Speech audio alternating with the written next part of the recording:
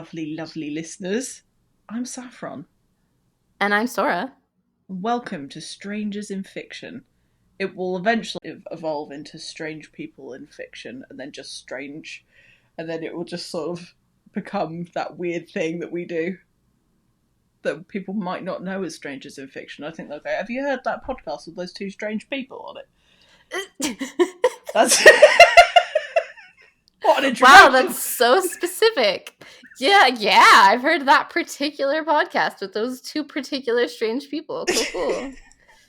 Eventually. I think that's what's going to happen. That's my expectation of this. As it grows, I think it'd be good times. This is such a car crash start. I'm not starting again. We're going with this. Yep. How have you been? How are you doing? I'm good. Thanks for asking. How are you? I am also good. All right, thank you for joining us, guys. No, I'm kidding. Yeah, it's been good. I've not had any chance to do anything creative myself since I last spoke to you, which is kind of sad. That's super sad. It's been like a whole week, right? Yeah. I disgust myself. Have you done anything creative? I don't know if I would call what I have been doing creative, but I have been doing things that are related to this thing that I'm writing. So, yes. It's a creativity adjacent. Yes. I have been, there are a lot of characters in this thing that I'm writing. Yeah. And, I'm not reducing any of them to plot devices. Mm-hmm. So they each have their own arc. Mm-hmm. So it's a lot. Yeah. It is definitely a lot. They have their own arc. They have their own relationship arc. With the bachelorette, the main character. Mm-hmm. And then they have other relationships with other characters. And it's basically just an infinite sea of possibilities that I am sifting through to find the grain of truth that's in there somewhere. Interesting. So Are you, exploring, would these people get on well together? No, well, they wouldn't because of this, and this. Are you getting down to the minutiae?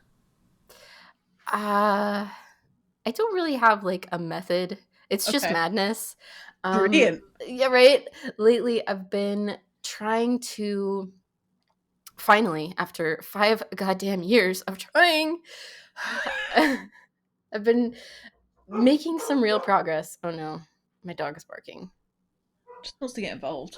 Okay. You don't have to get involved. You could just, that's not your business. All right, cool. Are you going to interview me? I'm seeing it all happen behind the scenes.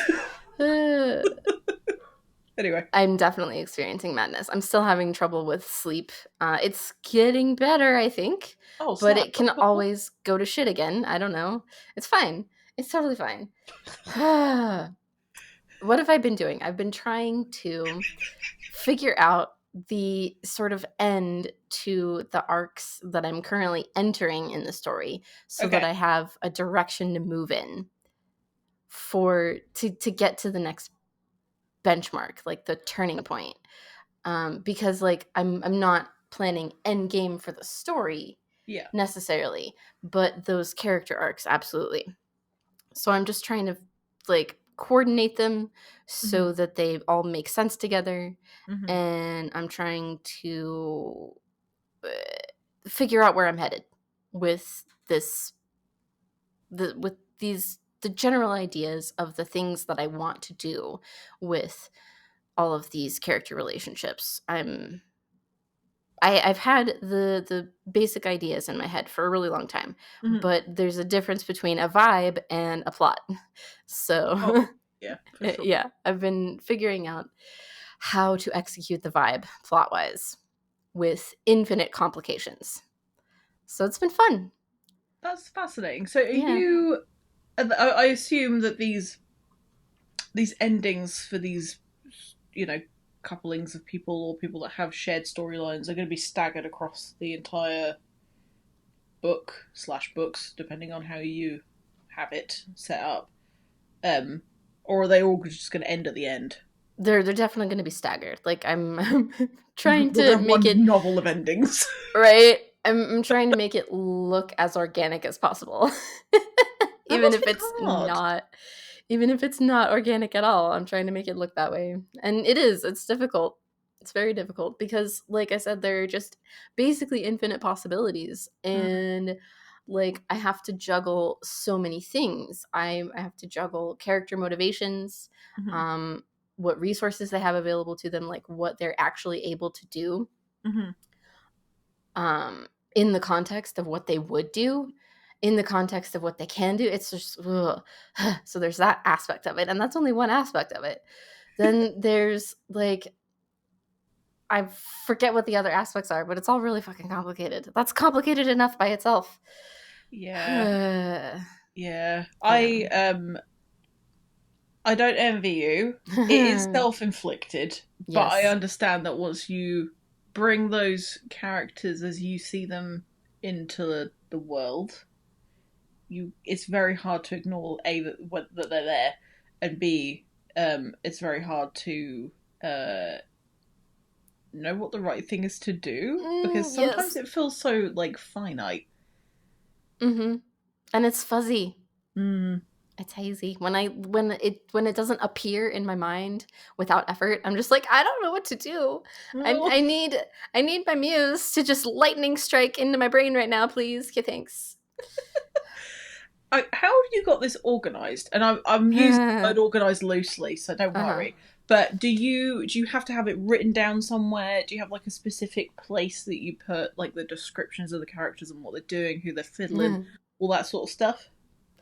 I have been developing a system for a very long time.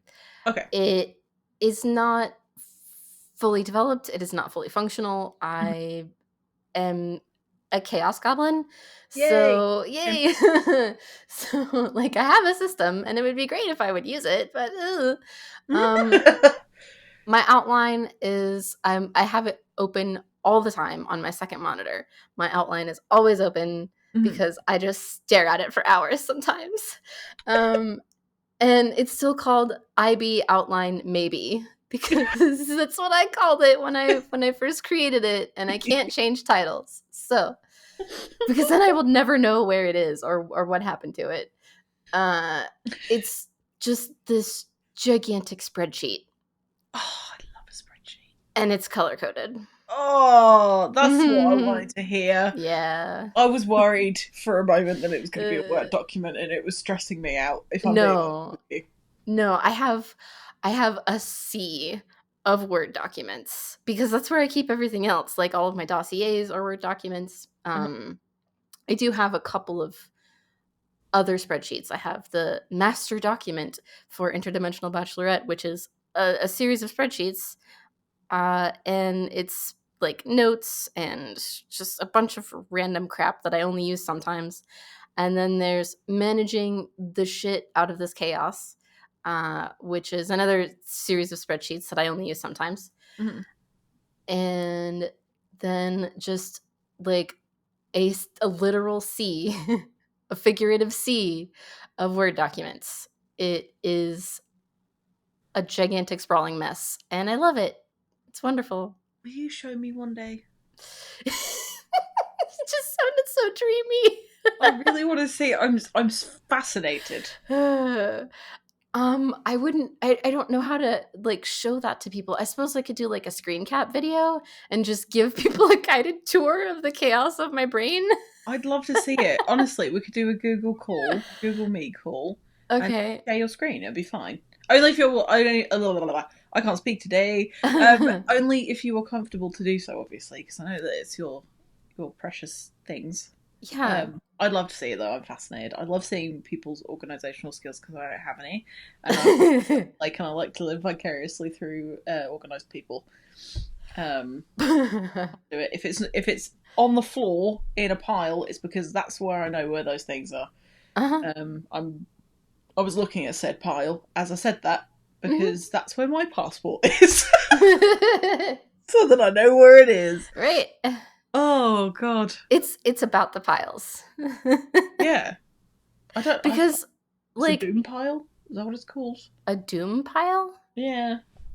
Why Nobody are else people gets it. doomed? Well, nobody's doomed, but if somebody Okay. else looked at that, they'd be like, "Oh, she's going through a horrible time," and I'm like, "No, that's my organisation. Don't do that." I left that notebook on the floor with the pen in it because I need to remember that that's the page I was on. And if I don't put it there, then I won't know where it is. I have a notebook for booked where I put all the questions that I want to ask people, just so that I've got some sort of guideline. I couldn't find it. Oh For the no. life of me. It was behind my keyboard on my desk, but because it wasn't in the other pile, I was confused, and it was right in front of me for weeks, and I couldn't find it. So it's just. So your spreadsheets are giving me vicarious dreaming of an alternate lifestyle that I could be living. No, okay, like maybe I have not made myself clear because this is just my attempt at organization. This is just me taking the chaos of my brain and putting it in some kind of like not quite tangible but like visual format that kind of sort of makes sense and is in a tiny bit of order. It's still absolute chaos. Like all of the sea of Word documents, they are a jumbled mess. I don't know where anything is anymore. Like I have I don't know where anything is anymore. Like I if it's not in the place where it's supposed to go and I don't remember exactly where I put it, I will not be able to find it. Whatever it is. And it could just be like a couple paragraphs that I put somewhere because this was the document that I had open and I needed to jot something down and the thing is not related to anything else in the document. It's just there because it's the documents are my piles. I have I've got Piles. notebooks, like physical notebooks like that, where I'm like, I better write this down because it's really important, and then the notebook gets closed and put in the pile of notebooks with no indication as to what it is, and then I have to go through an Indiana Jones style fucking mystery hunt for this note when it was on a sticky note on my monitor all along. Yep.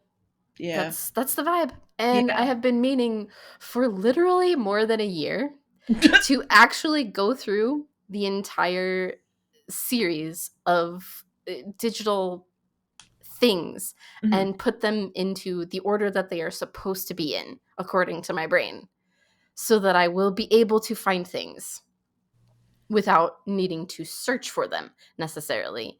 I will just know where they are because this is the logical place. This is where that information goes.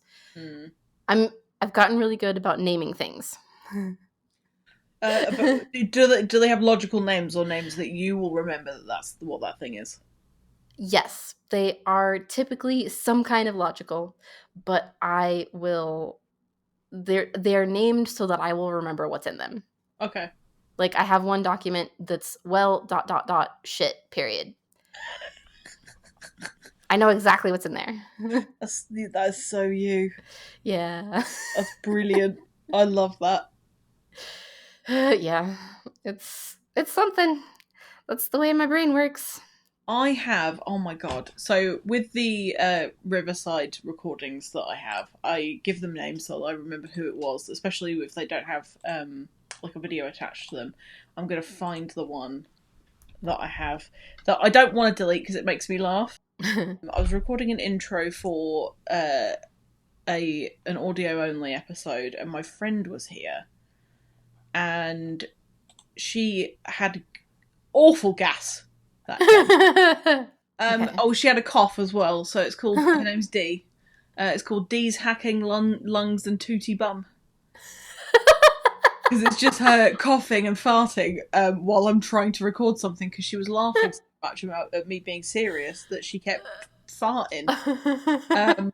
So yeah, I get you. Sometimes I give a document a vibe name. But yeah, that's what I've been mired in recently. I say recently like it hasn't been friggin' months, but like I'm finally making some kind of progress. I feel like I will be done with this soon, and I can actually get back to drafting the part of the story that I should be drafting right now. So how far from your projection, because I know you've written a bajillion words, how much do you think is left to be drafted before you believe that you've told the story? Or is it TBC? A lot. I think it's a lot. Like, if things follow my actual projections, I will be about halfway through the story when I have written approximately, I think it's like 10 times what I've written now. Are you fucking kidding me? No. This is a very long story, okay? I'm sorry. I don't think that many words exist. You've got to run out of words, of keys on the keyboard. I will definitely repeat words. Like, you're gonna have to. Like, I have no problem reusing words. I try to keep that to a minimum. Obviously, nobody likes to read the same word 19 fucking times in the same chapter, in the same book. It's probably fine, but like, yeah. Except with, you know, things which are necessary in sentences, like articles. You know, you're not going to leave out the or a. You can't leave out, you know, names, pronouns, the necessary meat of the thing. But, you know, word variation is very important to me. Yes. Yeah. It's very important to me. That's why you got so many of them. Yeah. Oh. Is there a software that we could run it through that would tell us how many of the words it's used? See if you've missed any. Maybe you should set that as a backup challenge, is get the dictionary out and include at least one time every single word from the dictionary. With that word count, I'd be surprised if you can't. I mean, I will definitely try to use the full breadth of my vocabulary in... No, you should use words that you don't normally use. Like, just random weird words in there. Just for funsies? Yeah. And if you can't, here's a tip for you. I'm not a good writer, so this will tell you everything you need to know about me. If you're struggling, you could have a conversation between two of the characters and say, have you heard of the word such and such? And then they'll go, no. And they'll say, yeah, nobody ever really says it. And then that's your use of that word. That's fucking brilliant. I love that so much. So feel free to take that. I won't charge you anything. That's free. That's my gift to you. Thank you. I appreciate that.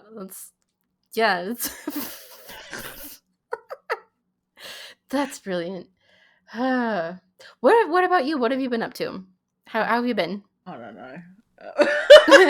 Don't know. I've been good. I've been recovering from having a sore tummy, but I had norovirus. It was just. But I have been doing so much stuff that I really could do without having to sleep. I haven't really been able to do stuff for me, which has been a downer, but because I'm going to be out of the country for a month, I have been editing just lots of podcast episodes so that I can gear them up, and I don't have to do that while I'm visiting family. Mm-hmm. So that takes a significant portion of the time. Like, I can do probably 2 episodes a day. So I've been doing that. I've been creating features, working on the staging area for the website Indiosyncrasy in the background, because there are quite significant formatting changes that I'm playing with to improve usability, and I don't want to do that on the live site because there's over 200 pages that I need to format. Mm-hmm. So it's just a lot of stuff. I've also been reading through and uploading these written author interviews. I've still got to send 7 or 8 out, I think. Hopefully I'll have done that by the time this episode goes out. Oh my god. So yeah, I've been doing that. Just living, really. Just doing stuff. I'd be happy when all of this big chunk of stuff that I'm doing is sort of over, so that I can start doing something new with this project. Because I feel that I am stunting its growth by having taken on so much, and such a... I think if I could do it all again, I would select a smaller number of slots of features to create and then learn the lesson, then made the changes and then taken on more. But I haven't promised more than I can deliver. I'm just not evolving it as quickly as my brain would like for it to evolve, because I've also said, oh, I'm going to do X, Y, Z of this other stuff. So I'm hoping that eventually it'll change, but we'll see. That is such a mood. Like that's a whole ass vibe right there. I know exactly what you're talking about. I know those feelings, and that's really frustrating. Yeah. Yeah. But it's fine. It's one of those things where it's something silly like I opened up the waitlist for author features. The only reason why I have a waitlist is not like this exclusive club or anything. It's just that I need to manage the workload that I have. It's the only reason why there's a waitlist. It's not because some people are special, some people aren't. I care about everybody equally, but it's just I need to say I can manage this amount a month, and that's what I'm going to do. And so I was talking about reopening the waitlist because I had to close it after a week, I think, when it first opened, because I had over 100 applications. So I was like, fuck!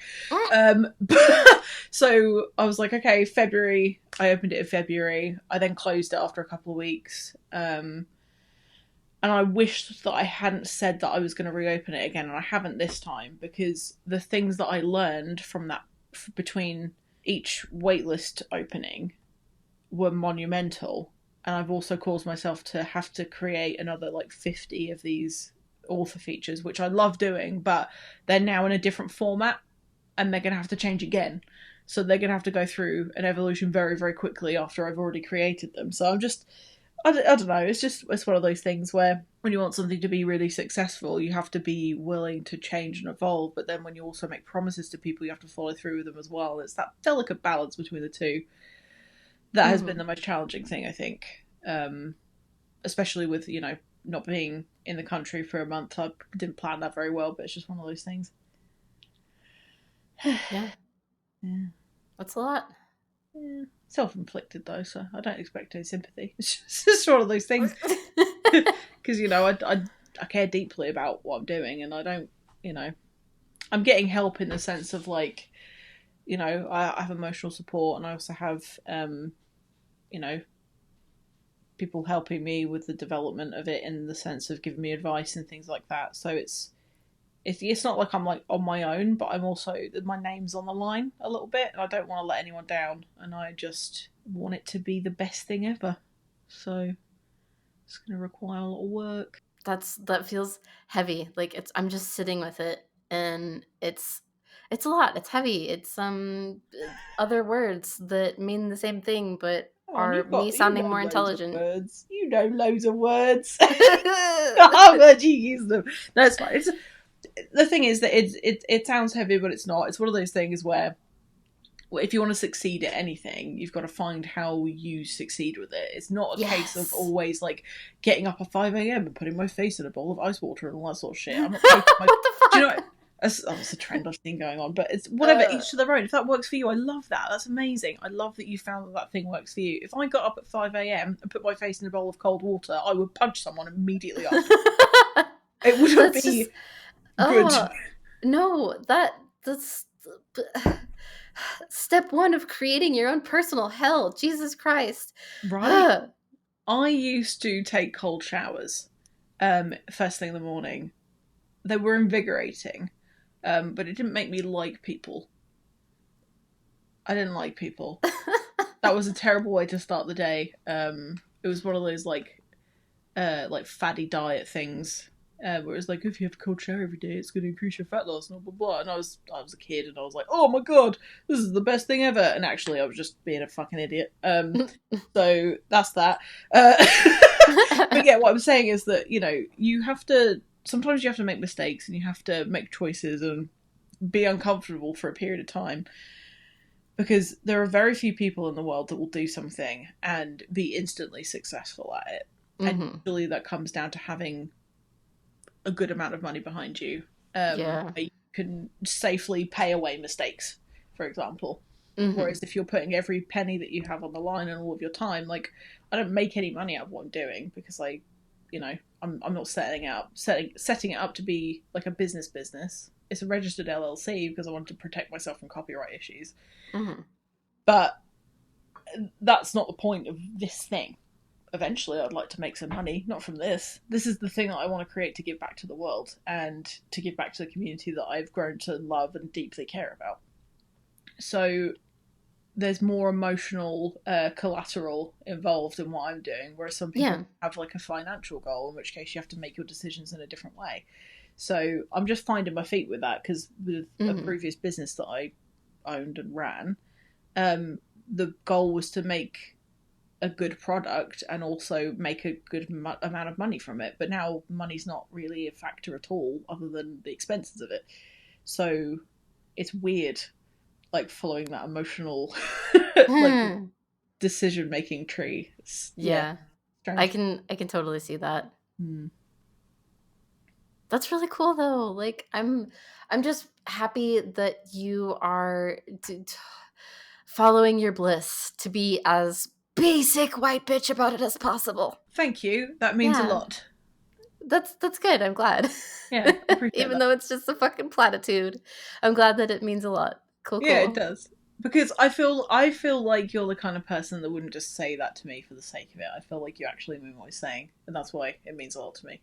Okay, good. I'm glad that comes across. Yeah, I don't just throw platitudes at people for no reason. I save my platitudes until they actually mean something. Yeah, like you're a silly goose, but I am. But you're also very sincere, and I appreciate that. Oh, thank you. You're welcome. It's nice to be appreciated.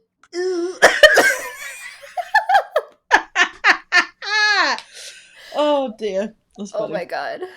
So I'm gonna segue this. Okay. So in the previous episode, possibly the one before, I can't remember, the days melded into one mushy pile of fucking Play-Doh and toothpaste. Felt. Yes. Yeah. Play-Doh and toothpaste. Yep. I remember you saying that you were writing a lot of smut. Yes. Which I'm intrigued about, because I know previously we've off the record have talked about, you know, smut being one of those divisive topics, which it really is. For sure. I would love to know your opinion about it. Let people like what they like. Let people have the things that they enjoy. Don't judge them for it. Yep. Yeah, I know you've said that on this podcast, on the episode of Books we recorded. You've said that before at some point. I've said it out loud. So yeah, I'm just parroting that right now. But like, I totally agree that it's important to let people have their pleasures without making them feel guilty about it. You know, like. No, I totally agree. Yeah. What consenting adults do is their fucking business, and nobody else, as far as I'm concerned. As long as you're not trying to put it all up in my business, I really don't give a fuck. I don't give a tiny little shit. I don't care. Do what you want to do. Does that make you happy? I love that. That's great. Do I want to experience it? I don't know. It depends what mood I'm in. But yeah, and sorry. You go. It just seems weird that some people seem to be really judgmental of the pro smut community and the people who enjoy smut, the people who enjoy reading it and writing it. You know, like we don't need to talk about parts. It's like, well, okay, you don't, and that's fine. Smut does not belong in every work. Absolutely. Like it's very important to sort of like do a vibe check on the thing that you're writing or you're reading to determine whether or not the parts need to be described in it. And, you know, if it's literally just if you're writing erotica and the entire point of it is sexual fantasy, go for it, please. Do the thing.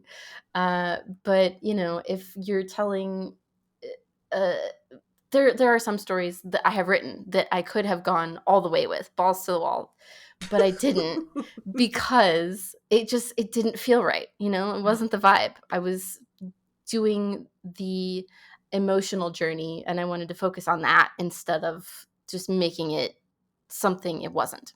But I don't know where I was going with that. The point is that smut doesn't belong in everything, but I don't believe that it's appropriate to say that it doesn't belong anywhere. I agree.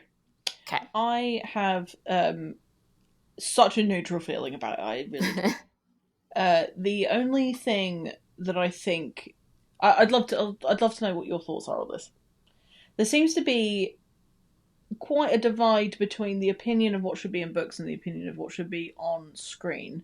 For example, we talked about extreme horror, splatterpunk stuff that I like in the first episode, I think it was. And not everybody, there's a huge amount of people that love the Saw films. Huge amount of people that love the Hostel films. Huge amount of people that like watching pornography and other graphic things. I don't understand why a sex scene in a series that you're enjoying or a film that you're enjoying wouldn't necessarily ruin that film, and nobody really there's not a huge group of people that's against that. Why are they against a sex scene in a book? Is it because it lasts longer? I don't know. But there seems to be I don't know if it's because the types of people that read books have a different standard for stuff, but people that read books also watch films. That's what's never made sense to me. Is that you can skip a sex scene in a film or in a book. You just skip it to when it stops being squishy. That's fine. But yeah, I don't know. I get why people might be upset if they're like, I just want a fantasy book and I don't want to hear about titties or whatever. But to be like, oh, this shouldn't exist, fuck off. That's judgmental and I believe rooted in shame. Sex is an important part of the human experience. Yeah. Even asexual folks who don't have sex or don't want to have sex or whatever. We are sexual beings. It's a fact of life that in order to reproduce, in order to experience pleasure, for a lot of different reasons, in order to have connection and intimacy, people have sex. And when you're examining the human experience through literature, it's it's important to examine the parts that you're examining. You know, like if there's a relationship in the book that you're reading, and it's a developing relationship, you definitely want to be there when something as important as the first time these people fuck is happening. You definitely want to be there, and it's fine. But but yeah, I completely agree, and it's one of those things where I don't think nobody's ever gonna agree on it. Then that's fine. Yeah, that's totally fine. Yeah, and there's this huge wave of people that enjoy like dark romances, for example. You've got like the stalker, killer, fucker people. That's fine. I love that for you. If that's what you read, that's fine. I won't read it if I don't want to read it. It's so easy to not read a book. Oh my god, it's so easy to not read a book. Easy. We're both doing it right now. Yeah. You person listening, you people listening, the Colosseum of people, you are probably not reading a book right now. It's so easy. If you can listen to this and also read, I can't understand that ever. It has to be complete silence for me. But no, it's really easy not to consume media. It's so easy. It's not like you accidentally read a 350-page novel about somebody that fucks somebody else with a gun. It's not like you're not going to expect it.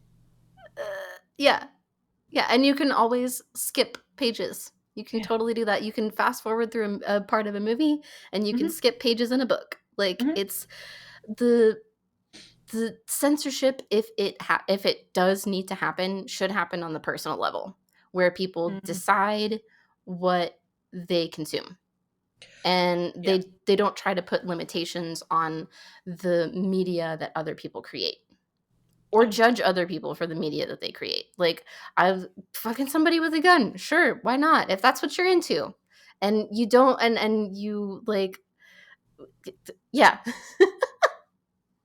There's something to be said for, like, harmful messaging in media, and I do think that we have a responsibility to be responsible about our messaging. But, like, at the same time, if it's just for funsies, why not? You know, like if you're not trying to teach people how to have healthy, fulfilling relationships, and you just want to write something really dark and gritty so that you and other people can enjoy it later, why not? You know, why not? There are so many things to read that you simply can skip those ones as well. Yeah. I think that's something that I've really had to like delicately balance with, for example, creating author features. Because there was a short period of time, it lasted for like a day, and it upset me that people thought that I thought this way. But on the submission form, I wasn't very clear, and it said, you know, I won't be including authors on the website who feature XYZ in their books, and it's like racism, xenophobia, homophobia, blah blah blah, transphobia, all that awful stuff. I meant the glorification of, and that is very different than having dark themes in a book. Very different. Exactly. I don't agree with banning books at all. What I do agree with is preventing harmful messaging. And that is a fine fucking balance, especially for someone like me that likes splatterpunk and extreme horror. Because it is often filled with disgusting things. But so are humans. Right, exactly. That's what I like about them. Is that people are like that, and it was inspired by real life. So, yeah. That's something that I had an issue with, and thankfully the person that brought it to my attention, although they did put it in a post without context and then blame me for it, I was like, that's not what I meant, I'm so sorry. I would never exclude people that write dark fantasy. I'd never exclude people that write graphic things of any nature, provided that it doesn't encourage harmful behaviors. No, I knew what you meant with the with that list. So I was like, okay, I will not think that those are good things, you know, like I'm not going to write something that excuses or glorifies racism or sexism or what have you. But like the dangerous thing there, I think, on the pro censorship side is not looking at a work holistically. Basically, if you start out with, you know, a character who needs to go through an arc in order to be a more upstanding person, not necessarily better, more upstanding. They need to go through an arc. You can't look at who they are in the beginning of the story and judge the story based on that. You have to look at the whole fucking story before you say, oh, okay, yeah, maybe this isn't a story that's touting racism or sexism or any of the other isms. Oh, this is such an uncomfortable topic, and it's like I always feel like I'm gonna say something really fucking stupid and just make myself look like a complete ass. So yeah. Do you know what? I think I get you, and I think it's something that I mean, there are certain things I won't talk about because I don't know enough about it to do it any justice, and I think that I'd just be talking out my ass thinking that I'm helping, and I'm not.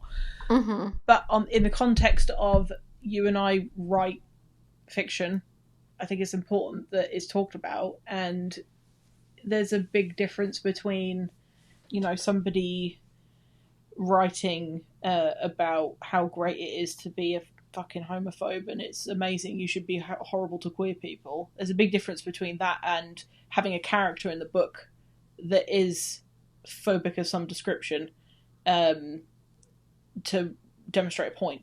Like I love a lot of like perceived offensive comedy. Ricky Gervais is one of my favourite comedians, and I will not apologise for that, because the point is that the jokes are being made to bring attention to the things that are not very good. There you go. Yeah, exactly. So, same with South Park. The whole point of South Park is to bring attention to how fucking stupid people are. It's not the case of like, oh yeah, racism, great. But yeah, it's not a nice topic. But it's something that you have to navigate, especially if you're going to be writing a story that contains human beings or human adjacent beings. Yeah, if you're writing a story that has characters, then this is something that you have to fuck around with. Yeah, you have to navigate it, because you could use the wrong word and then a bunch of people get upset and you're like, that wasn't the context. Well, I didn't mean it like that. This is just how I presented it, and it didn't come across very well. I'm sorry. And there is a lot of. It's very challenging to navigate the space because you could easily upset a group of people by accident. And then how are you supposed to recover from that? Yeah. That kind of moral outrage is a little ridiculous, in my opinion. Yeah. Where people they're eager to be offended. And they are not so eager to listen to the person that they're offended by in case that they misread intention. Or like have a sense of humor about anything. You're talking about stand-up. It's like, yes, I get it that some things should not be joked about, and some things should not be joked about irreverently. But like at the same time, humor is often the way that we cope with horrible things. Let people have their jokes. I agree, and it's all about fictional stuff. Yeah. It's fictional. It's not real. It didn't actually happen. But if we all just don't make jokes about it, and we don't bring it up in fiction, and we don't talk about it, and we don't discuss it, it doesn't go away. Yeah. It just makes it harder for the people that are experiencing that thing to bring it up. Yeah. So, and let people have their smut. Let people have their smut. Yes. Especially if it's plot important. You know, like there's something to be said for gratuitous smut, or there's something to be said against gratuitous smut, I guess. Not really. Like whatever. The amount of smut that you want to put in your story is the right amount of smut. Go for it. But like if it's actually plot important, like I am writing a series of romances. Yes. There is eventually going to be smut in it. I make no apologies. Most of the stuff that I write has smut in it. I make no apologies. I don't know how to write without smut. I just can't do it.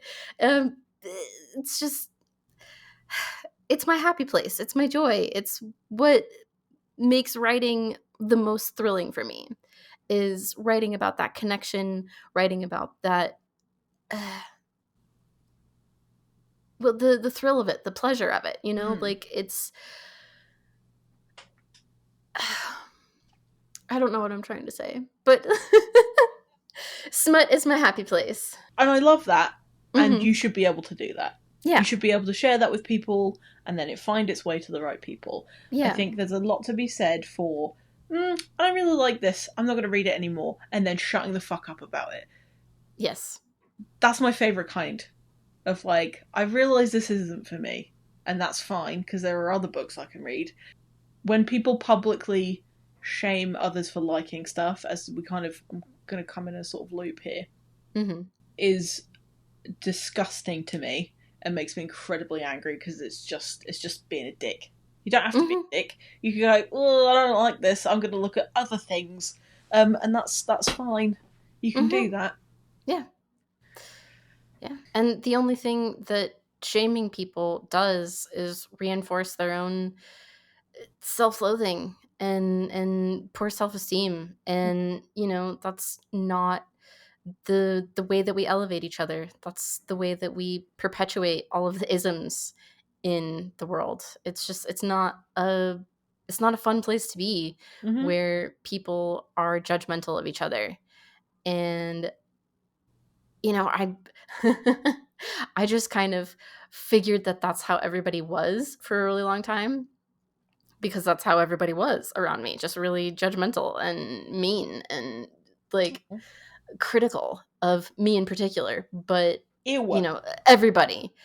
That's so gross. It's really, really gross. So I have like very slowly trained myself out of that kind of thinking, out of that kind of behavior. And I have so much more peace about myself and about other people than I used to. That's cool. Because I figured out how to let go of my own opinions surrounding other people. You know, it's so much more fun. It's so much better. It feels better to say, you know what, good for you, instead of getting mad about stuff. It is very easy to get mad about stuff, though. Yeah. And it is. Like when the I'm not going to bother naming them because there's no point. But when the author assumed that I was excluding people and when I wasn't, and again, it ended just fine. And sometimes you just have to talk it out, and it was quite a wholesome interaction. And I'm glad that it happened because it allowed me to sort of look at how I'm presenting my information. So I saw it as a development, but as personal development rather. But I think when you keep telling people that the thing that's not harming anyone, when the thing that they love doing is shit and horrible and they should be ashamed of themselves, when they do come into contact with people that mean them no harm, they're automatically on the defense. And then it makes it harder for them to let people in as well, and I think that's really horrible. It's just got a bigger knock-on effect than simply just upsetting people. It can like eternally damage somebody if they haven't got the equipment to recover from that as well. So the fact that you've been able to recover from it is a measure of strength for you, and that's very cool. Not everybody has that in them, in their makeup, and I don't know, I feel like people don't consider the actual knock-on effects of their actions a lot of the time. Yeah. That's very true. Not everyone is considerate all the time, and that really sucks. I don't know how. I can't help but be considerate. It's quite a challenge for me. It makes everything just a bit slower because I'm not a bastard. It takes me so much longer to do stuff. I need that on a t-shirt. It makes everything slower because I'm not a bastard. Maybe that'll be our first merchandise for Strangers in Fiction. Yes. What was it? The Heg. The Heg, yeah. And it makes everything much slower because I'm not a bastard. Love it. Love it. I feel like Heg, needs to be a beanie hat. Yes. That's definitely beanie hat territory. I'm good with that. Yeah. And if you're confused, listener, go back and listen to the previous episode because it was funny. All of them are funny. Go listen to them, please. We're in a very privileged position to discuss stuff like that, and I think these are just opinions. And we're talking about books. We're talking about fiction books. So, neither of us are experts, and we're just giving our opinions on the thing. And that's that. It's as deep as it gets. That's what she said.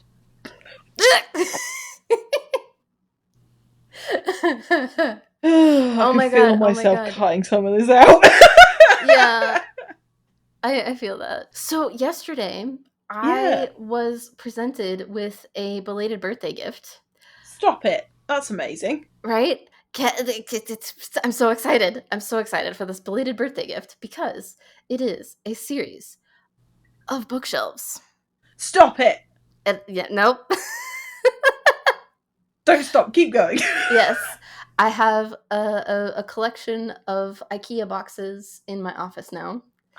And I have bookshelves to build. Yes. And that's so exciting. It is. It's so exciting because they're the bookshelves that I wanted instead of just like, whatever I can find at a thrift store. And I haven't had bookshelves or all of my books with me for most of my adult life. I think there were like 2, maybe 3 years where I've had all of my books together and on shelves. And this feels like I have my forever shelves and my books will have their forever home as soon as I get them out of storage. I might cry. I will definitely cry. I am going to weep openly like a bitch. That's nice. Not over the books. Some of them might be water damaged. Okay, you cry over those. Yes.